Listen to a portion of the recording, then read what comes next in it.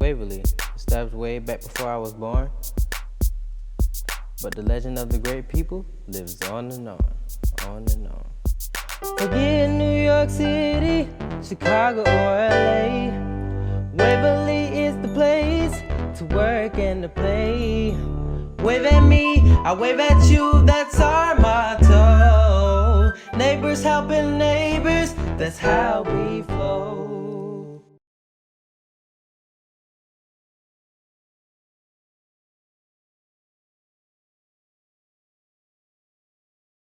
In 1855, Robert Latta purchased a 60-acre parcel of land that he called the Waverly Plantation. It is not known if Mr. Latta used the land as an actual working plantation, but what is known is that the community, once a settlement of whites and blacks, started becoming a black community during the early 20th century. Waverly became the place to be for progressive African Americans. Waverly housed the practices of Dr. Norman Jenkins, one of the founders of Waverly Good Samaritan Hospital, Dr. Noble Cooper,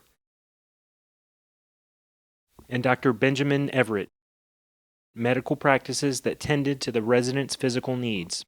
The Waverly community, although prosperous, still had to contend with racism and Jim Crow laws, and the community leaned heavily on its houses of worship. We walk by faith and not by sight. We trust in God.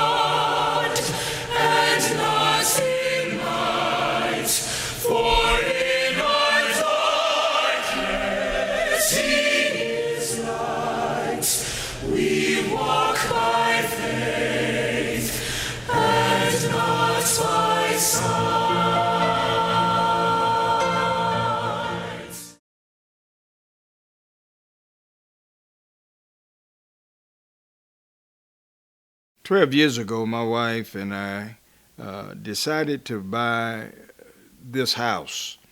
Of course, the Waverly community has always been that community where a rich influence of African American history, its culture, was a part of this area. We decided 12 years ago to invest in this community primarily because it placed us right downtown.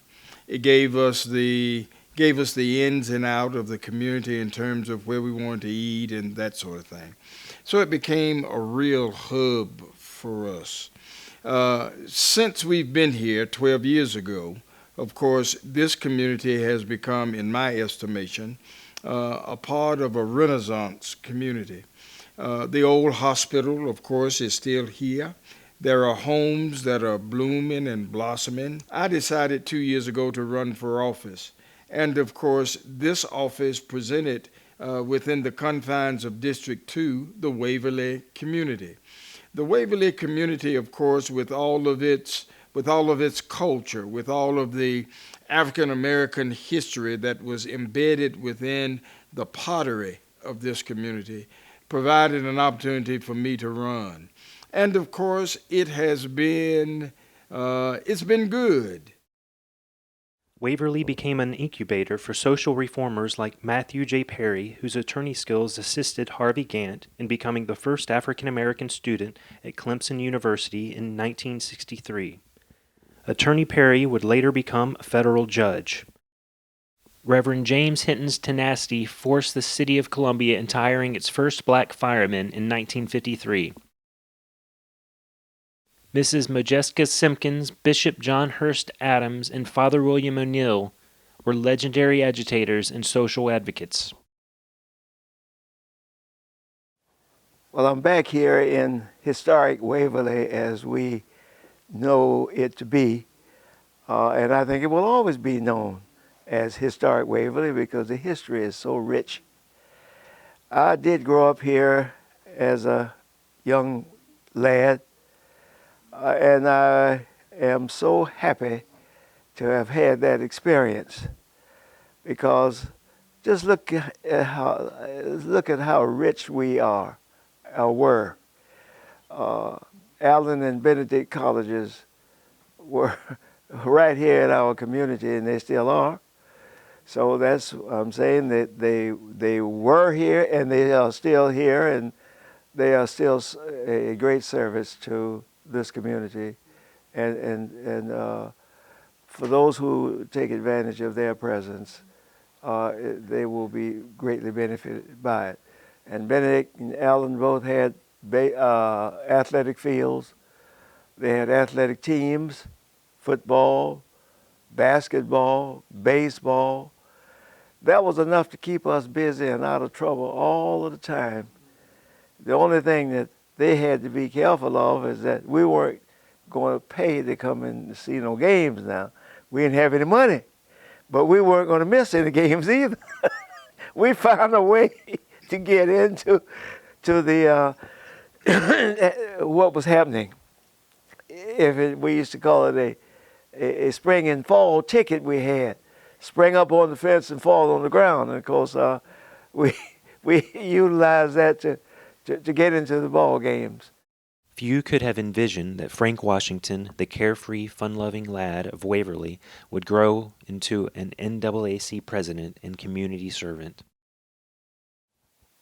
During the time that I was a young adult, in fact, even before that time, but I became more conscious of it as a young adult.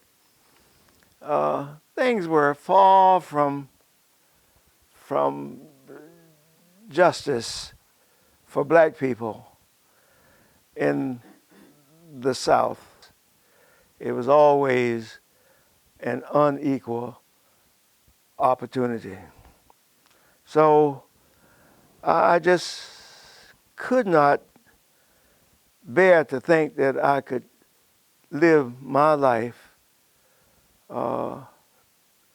being subservient to someone that I don't even know, to someone who may not have been as accomplished, or someone who may not be just a nobody, so to speak, but the face was white. And as long as it was white, then I had to be subservient to that person with a yes, sir, and a no, sir, and I don't mind saying yes, sir, and no, sir, to you who deserve it, black, white, or otherwise, but not just because you're white. So I said, no, sir, this is not my way of operating. And I'm not going to operate that way, and I'll fight it.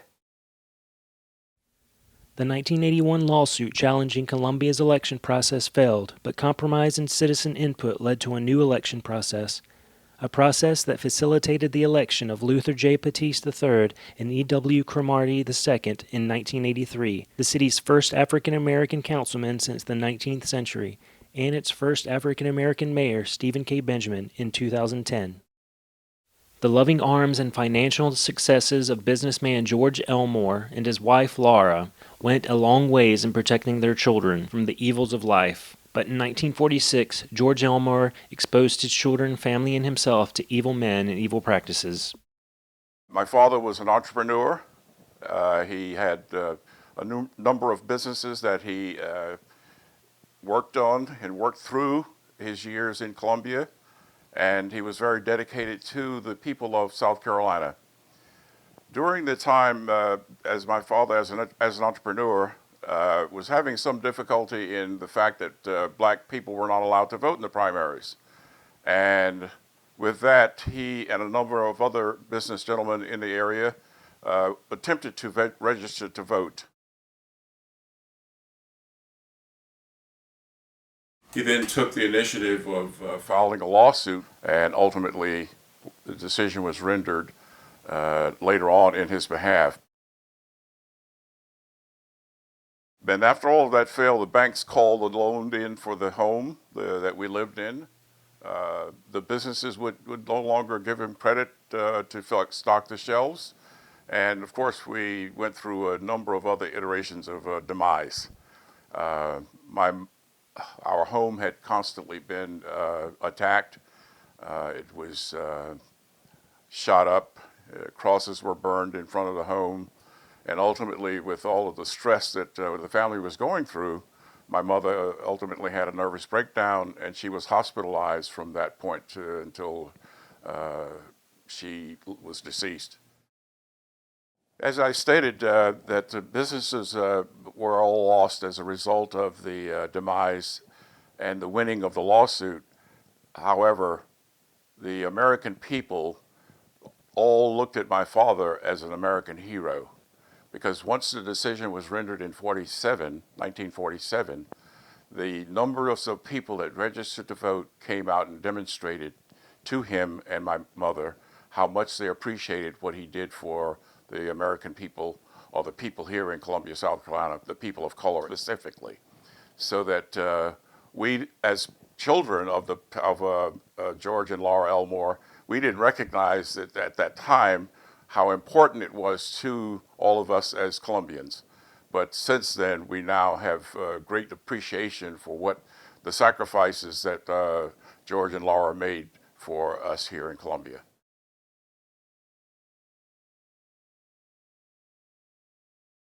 My father made it clear to me and my sisters that the one thing that we should take forward in life is that don't be selfish. One of the things that he instilled was that if there's an opportunity for us to do something to better the lives of others, that we should try and do anything and everything humanly possible. The other thing that he left with me, and has stuck with me forever, is that he says, never treat a person any different than you would want them to treat you. And from that point, I have always been involved in as many activities as humanly possible. My sisters are as well. And I think that our youth of today need to recognize the more that we come together, the more that we build relationships with all people, the better off we will all be as long as we're here.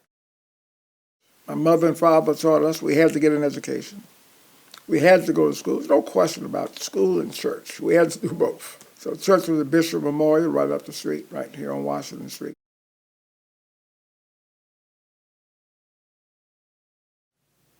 I can recall when I went to C.A. Johnson High School, I would walk by and see things in the community.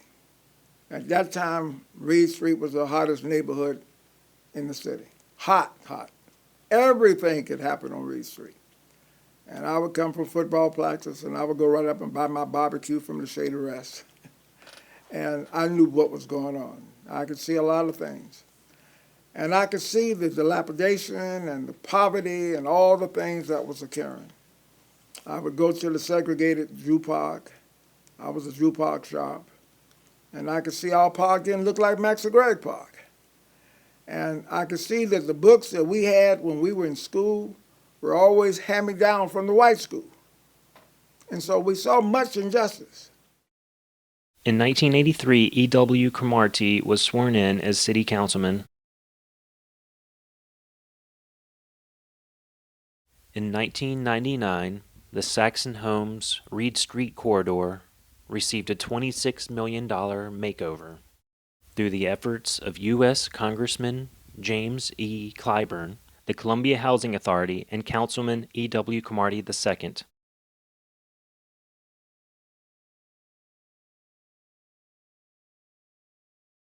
Mr. F.B. Shumpert, a native of Chapin, South Carolina, only had an 8th grade education, but his father taught him the business protocol and practices that led to successful turpentine, sawmill, and logging businesses that were owned by less than 1% of black men in South Carolina in the early 1900s.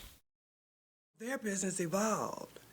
They went from the turpentine business, and when the government put regulations on that, that business folded. So then they had to go, had to adjust. And they started the sawmill. Over the course of the business, their business developing, they built relationships. They established a good reputation that afforded them the opportunity to cross racial lines. Of course, they met many obstacles along the way. And there was constant adjustment. But when you are attuned to your environment, when you have the education to read and understand what's going on, then you're able to make those adjustments. And in 1939, he came to Columbia and established the F.B. Shumpert Lumber Company.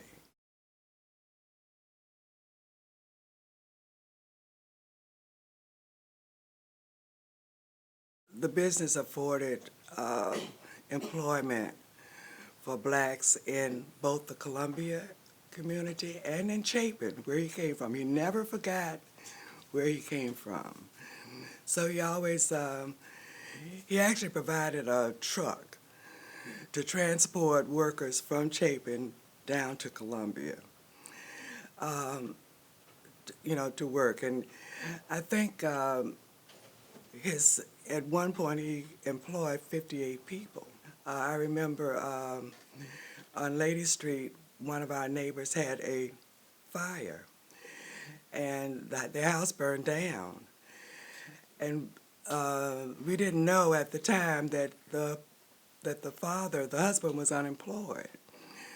But when this happened, and it became known that he did not have a job, then, you know, my father was able to walk down the street and say, I'll provide you with an opportunity. You come to work for me the next day. So those were the kinds of things that he was able to do. I had the good fortune of, you know, having to live in that household where business was constantly going on, where I heard all of the conversations, because my aunt was the bookkeeper. My mother also assisted my aunt in the office when she needed it. And so I heard their conversations that they brought home from the office. So when my father passed, and of course my mother passed 2 years later, I had the good fortune of, my husband had gone to work with my dad before I did, because I worked at a bank before going, you know, into the office with them, because they thought that I needed to have other experiences before coming directly into the company. But fortunately, my husband enjoyed that kind of work, because there were certain things in the lumber business that I could not do, or I could not understand, or I could not really handle. You know, I couldn't get out there on that yard with 10 or 15 men and be sure that they were doing what they were supposed to do. I was more or less the office person and the outside person, the salesperson. But that was my good fortune, to have somebody to work with that understood and learned and enjoyed the business. So my husband and I really became a team. About 3 or 4 years after we went in, the economy was changing. Industry was moving. Fortunately, industry was moving into our area, but also the big box companies, Home Depot, Lowe's. We couldn't compete with them. So we had to change our business. And we made the transition and became a shipping components company. So we made shipping components for industry. And we were able to develop this through the Minority Supply Development Council that was set up during the Nixon administration. So that's why I say you have to be attuned to what the changes that are being made in your environment and what is going on. If you don't have the information, you aren't going to be able to make the adjustments that you need to make to be successful.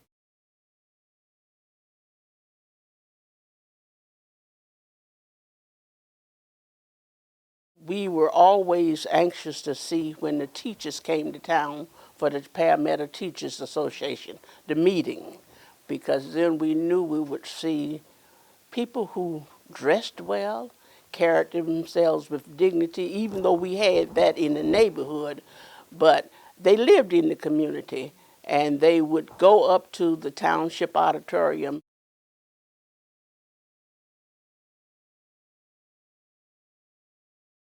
My mother had worked in the cafeteria at Han Junior High School for most of my childhood life, and my father had a job at the YMCA.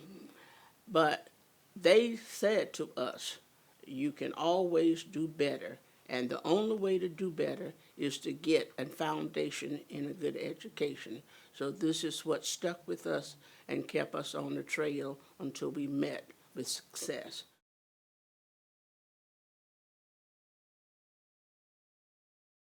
I was lucky enough to get a job here in Columbia and remained here for my full career. I taught at Carver School, my first assignment, first grade, for 11 years. Later, I went to central office as the coordinator of the Title I, Chapter 1 program and remained there until I retired. So it's been profitable knowing that you can get an education and do better with your life than what you've seen before.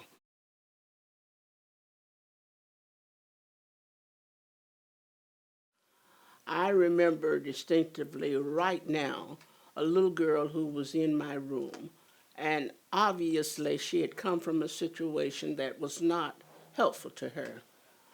But as I taught the classes, and we taught in groups, we had groups that moved faster than the other. One day I saw the little girl just following the faster group with her eyes and listening.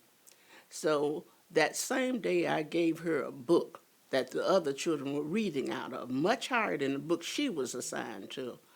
And I noticed she just was pointing and keeping up. And I said to myself, she has something going over there.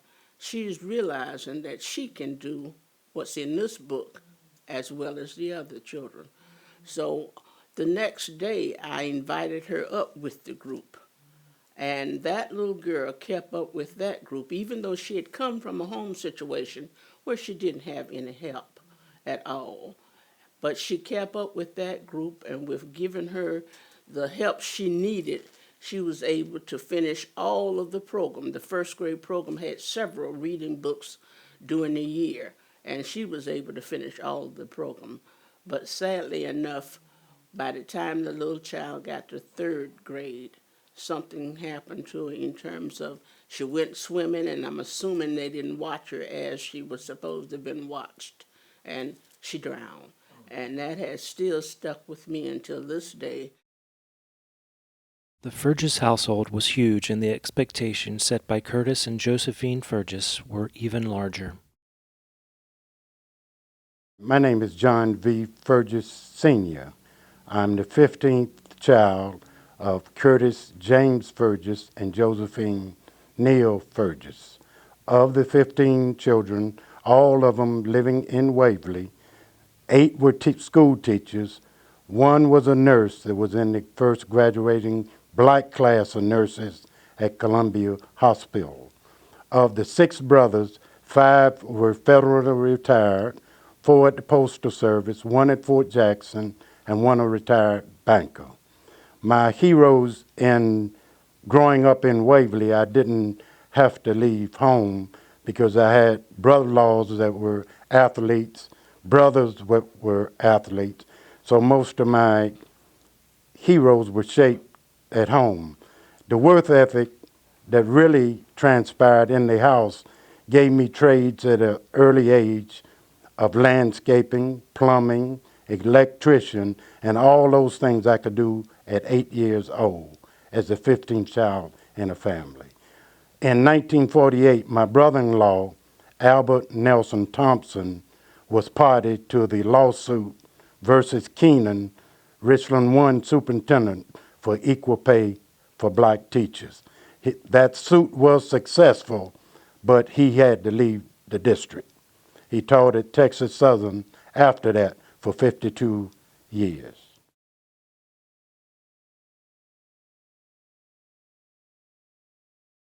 My father was a strict disciplinarian.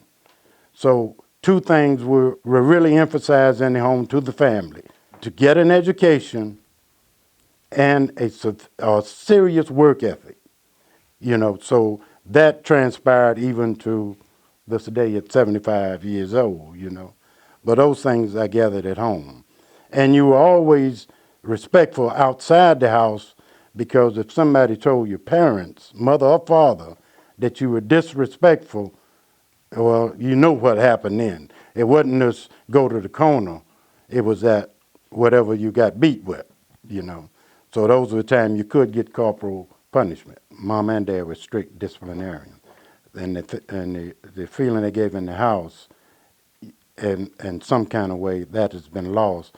You not only represent family, you represented your race. So when you left home during that my generation, you left with something, a weight on you, that you didn't just represent family, neighborhood, you represent race. I became employed at the U.S. Postal Service in 1965. At that time, I was the first black city distributor. So that means I was there all night as the only black in the building. But nothing at the Postal Service came easy, because those that were in school looked around and there weren't any black supervisors. One that was lower level than normal supervisors, so it was a fight. So it was lawsuits, civil service, and then things finally began to happen. When I retired, I was postmaster up at Taylor's, South Carolina, one of the high-level postmasters in the state. I'm Vivian Russell Baker, and I'm the daughter of Edwin Roberts Russell and Dorothy Eugenia Nance Russell. At a very early age, I was born in Columbia, South Carolina, but at a very early age, a few months old, I moved with my parents to Chicago, Illinois, because my father had a job up there.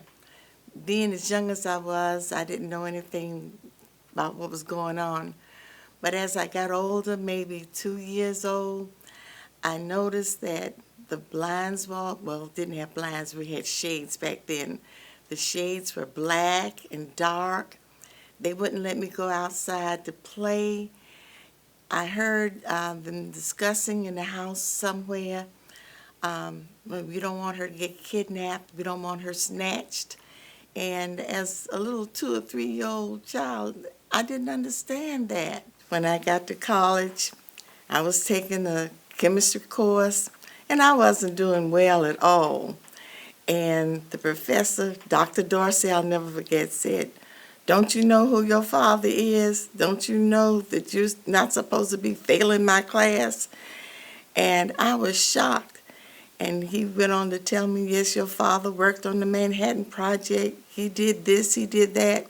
And I just looked at Dr. Dorsey, and I don't think I ever went back to class again. When I came back home, then I started asking questions, and I found out that my father was unique, that he was just one of a handful of people that were entrusted with building the atomic bomb, splitting the atom. And so then I began to understand that my father really did something great. Sometimes things in life aren't easy, and young people nowadays should not give up. I didn't give up. There I was my sophomore year in college, having made an F in chemistry, F in calculus, F in biology, all those F's in the science classes. I found out that I could memorize well. So I didn't give up. I stayed at Talladega. I changed my major and became a foreign language major. And I was very successful in that I came back home, became a teacher, and I've taught French, German, Spanish, and Latin to high school students and to college students.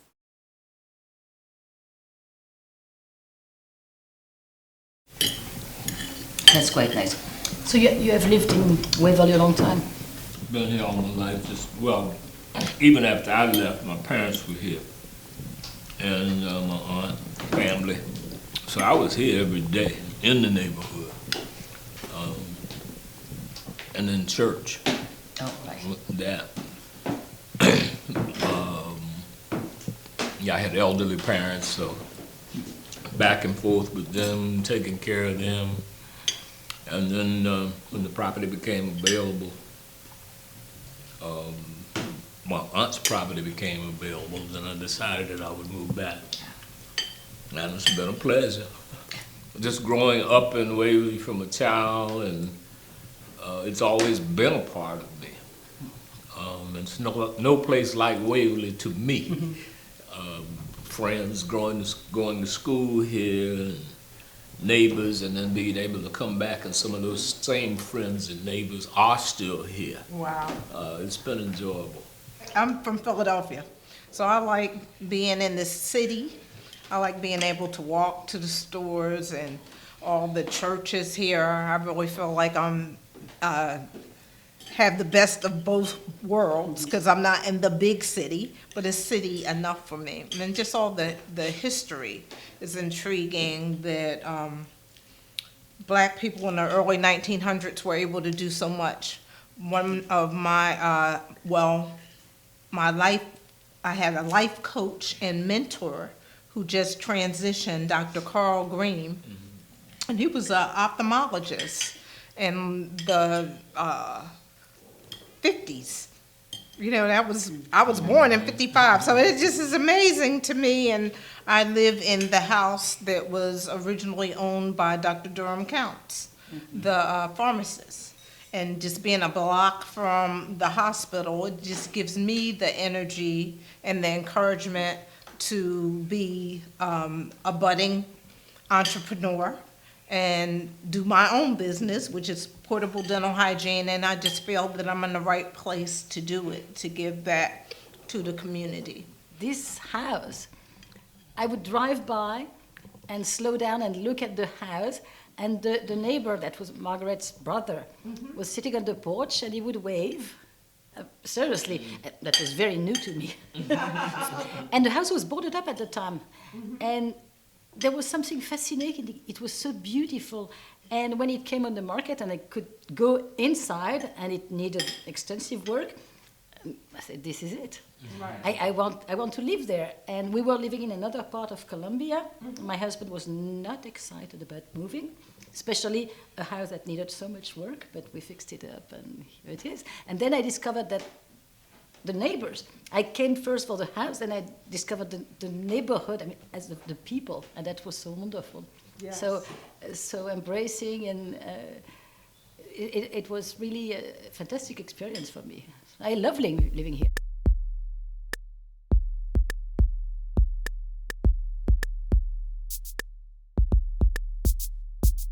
Waverly, established way back before I was born. But the legend of the great people lives on and on, on and on. Forget New York City, Chicago, or LA.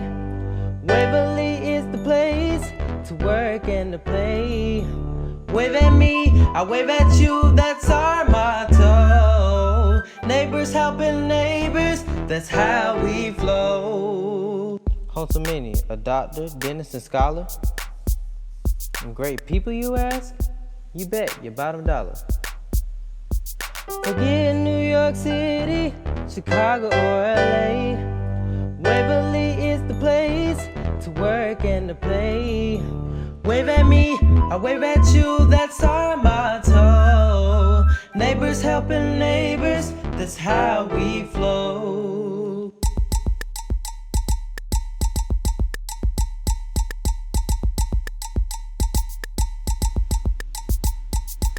Waverly, the jewel of the city and the county too. Come join us, we're holding a spot, waiting just for you. Forget New York City, Chicago, or LA. Waverly is the place to work and to play. Wave at me, I wave at you, that's our motto. Neighbors helping neighbors, that's how we flow. Forget New York City, Chicago, or LA. Waverly is the place to work and to play. Wave at me, I wave at you, that's our motto. Neighbors helping neighbors, that's how we flow.